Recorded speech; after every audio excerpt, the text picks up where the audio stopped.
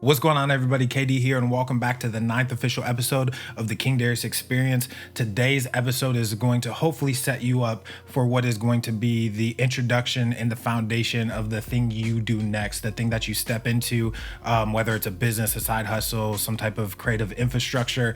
Because last episode we talked about this being the perfect time for creators to maximize on the times that we're in, as long as you're not in a vulnerable spot, right? If you have a place to stay, like shelter, if you have food, if you have people around you, a good support system, inconvenience is not a reason to not be creating and building the things that you love that could also potentially help other people and give you freedom for the things that you want to do.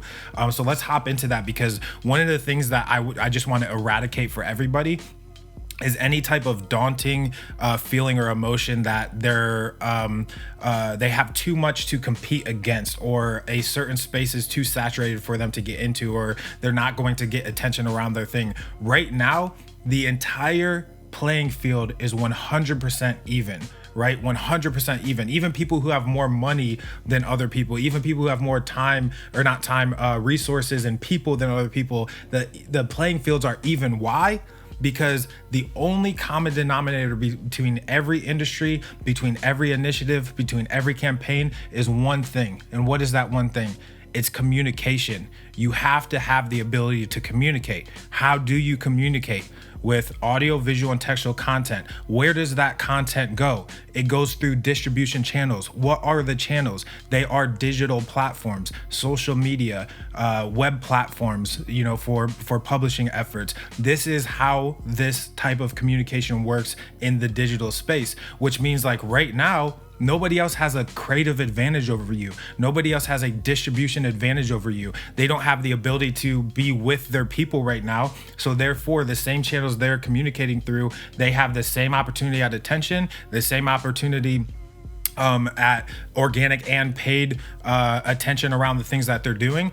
And you have that same opportunity. And that may sound a little bit redundant, so let me go a little bit of context. Like, look at the top media companies that you look at, or the top influencers that you look at, that usually would be out doing their things, doing tours, doing events, doing speaking engagements, operating their business, being around their people, pushing things forward, operating, strategizing, all of those types of things. They can't do those things. So everybody is within the same four walls of their home right now, trying to communicate to the earth, to the world, through the same digital channels as everybody else, which means you can only make things look so good, and you can only put so many facades before you realize that you have to have true talent. You really have to know what you're talking about. You really have to have real-time context through the type of communication that you're putting forth, like we talked about a few episodes ago. So everybody having to go through the same narrow window of distribution channels evens the playing field a lot. So there literally is no excuse if you are not in a vulnerable position right now,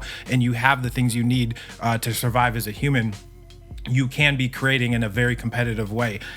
That being said, this is why every touch point matters right now. Right? So if there's an even playing field and you have the same narrow window of distribution channels and the ability to communicate as 90% of everybody else in your market, your space, around your ideas and creations, then every touch point matters, because the only difference between you and every other voice online is quality, is context, is relevance, right? So I was talking about the life cycle of attention, because this is usually what stops creators from creating. They think, somebody else already has the attention, or somebody's gonna think a certain thing, or somebody I know has an opinion about this, or whatever.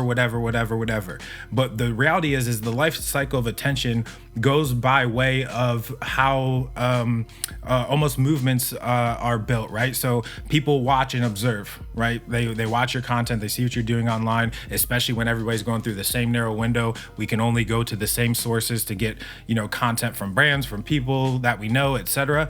They watch, right? Step one, they watch. Step two, they have an opinion or a stance or a thought or a judgment on whatever it is that they're consuming, watching, or paying attention to.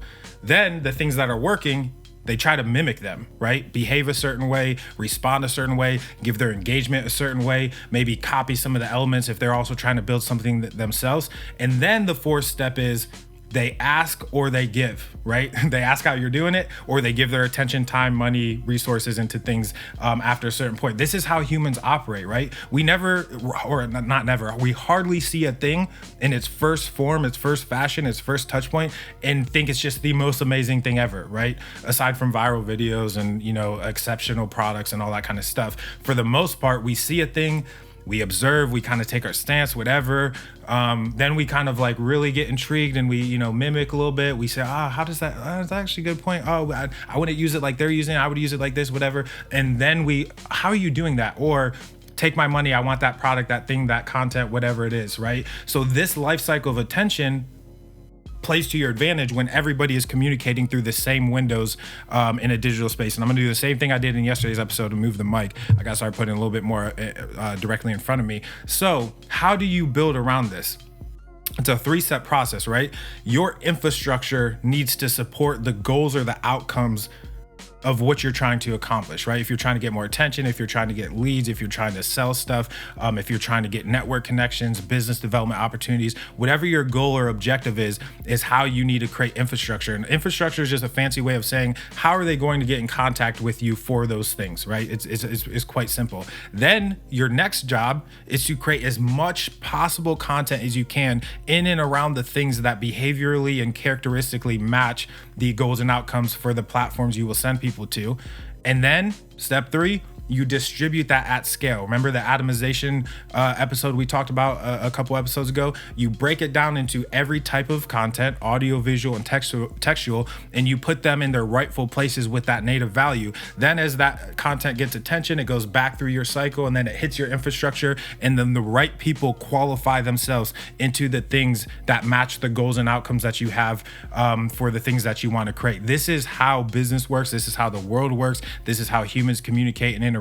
So you need to understand that if you want to take advantage of and capitalize on the opportunity right now that we have with our time, attention, and resources. So I wanted to be able to communicate that to you guys because we're getting a lot of incoming messages and stuff like that as it pertains to people asking how to go deeper, how to position things, how to, right? And that's okay. I love that. But I'm trying to empower people to say, you have just as much opportunity right now for it not to be perfect, for it not to be pristine, for it not to be going on all cylinders, but for you to incrementally build day over day. And the most important part is getting it out there, right? One of the most common threads through all of these episodes have been, especially in the digital space, but in the world in general, especially in the digital space, if people don't see it, consume it, watch it, touch it, feel it, it's like it doesn't exist. So if you want the things that you create to exist in a meaningful way, in an impactful way, then make sure that you're creating infrastructure around those things and capitalizing on this opportunity that we have right now. So that being said, this has been our first official week of dropping daily episodes of the King Darius Experience. I'm super stoked for everybody who's been giving me, DMs or responding to me. I've got a couple emails. I've got a couple questions waiting in the queue. So I'm going to start introducing that as we get into the flow. Shout out to Nick, our director of media, for upping the quality, of the content that we're putting forth. That being said, everybody enjoy their weekend. We will see you tomorrow in episode 10 of the King Darius Experience.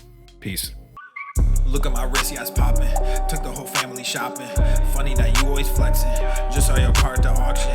Niggas on IG be stalking. All these girls, too many options. Act like I don't hear you talking.